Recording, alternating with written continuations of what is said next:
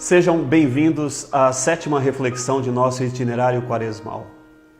São Leão Magno ensina que convém ao povo cristão, em qualquer grau de abstinência que seja estabelecido, desejar alimentar-se mais da palavra de Deus do que pelo alimento material.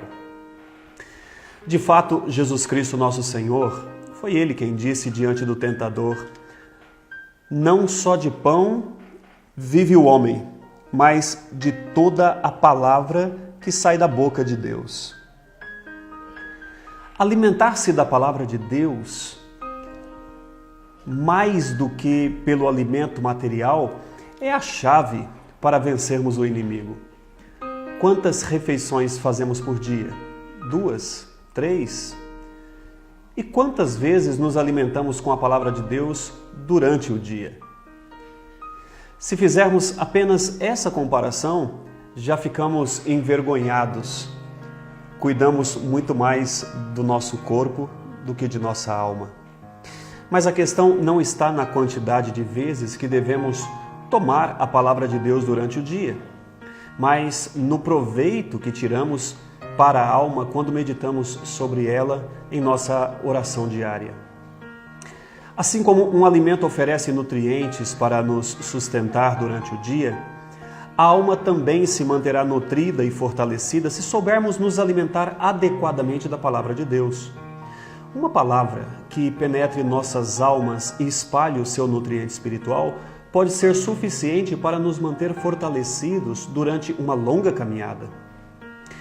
Se soubermos silenciar nossos ouvidos durante esse tempo quaresmal, irmãos, retirando todo o barulho e ruído que nos roubam da presença de Deus e nos colocarmos em estado de escuta, inclinados sobre o peito de Jesus, ouviremos essa palavra certa que dá sentido e força para o nosso caminhar.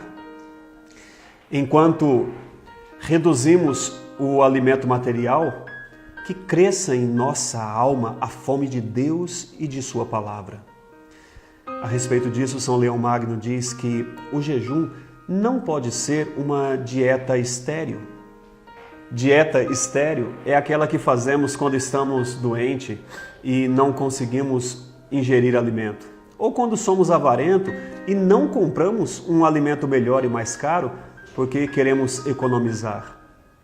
Dieta estéril é também quando somos movidos pela vaidade de não comer só para conquistar uma estética melhor.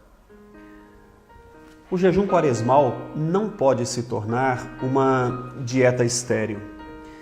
Enquanto reduzimos a quantidade de alimento, deve crescer em nós uma outra fome. Olha o que diz a palavra de Deus. Bem-aventurados os que têm fome e sede de justiça, porque serão saciados. São Leão Magno ensina que devemos nos alimentar dos alimentos que alimentam para a vida eterna. Depois de saciados com a palavra de Deus, devemos amenizar a fome dos pobres e vestir a nudez dos necessitados, ensina São Leão Magno. Ele ainda diz: façamos sentir nossa humanidade aos enfermos em sua fraqueza, aos exilados em suas provações, aos órfãos em seu abandono, às viúvas desoladas em sua tristeza. Escute com atenção duas expressões extraordinárias de São Leão Magno, dignas de serem destacadas nessa reflexão. Ele diz assim: a medida de nossa misericórdia ou de nossa compaixão não depende dos limites de nossa riqueza. Essa frase me faz recordar uma partilha que fiz com Dom José Ascona em uma das ocasiões em que estive com ele na prelazia do Marajó. Ele dizia: a medida do supérfluo é a necessidade do próximo.